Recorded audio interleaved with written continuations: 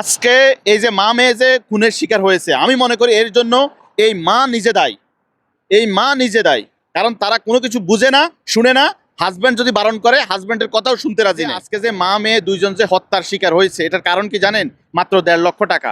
আর এই 1.5 লক্ষ টাকা গৃহশিক্ষিকা বিভিন্ন এনজিও থেকে সে ঋণ করেছে, ঋণের গ্রান্টেড দিয়েছে মহিলাটাকে। ওই যে মহিলা বেশি চালাক, স্বামীর সাথে কোনো কিছু শেয়ার করে না, স্বামীকে কোনো কিছু বলে না, স্বামীকে কোনো কিছু পাত্তা দিবে না যে আমি এই কাজটা করতে যাচ্ছি, স্বামীর সাথে শেয়ার করবো, স্বামীকে বলবো। আর স্বামী যদি বারণও যদি করে, এই মহিলারা এই স্বামীর কথা শুনতে রাজি নাই। স্বামী কি বুঝে? স্বামী বলতে স্বামী কিচ্ছু বুঝে না, স্বামী কিচ্ছুই জানে না। ব্যাস, স্বামী মানে পুরুষ মানুষ ছাত্র, আর মহিলা স্ত্রী মানুষ তারা হচ্ছে শিক্ষক, তারা সব কিছু জানে। পুরুষ মানুষ বলতে কিচ্ছুই জানে না। আজকে আপনার ভুলের কারণে আপনার জীবন দিতে হয়েছে, আপনার মেয়ের জীবন দিতে হয়েছে। কারণ অপরিচিত একটা মানুষের সাথে 2 দিনের পরিচয়, আপনি তার লোনের টাকা, ব্যাংকের টাকার গ্রান্টেড হতে যাইবেন কেন?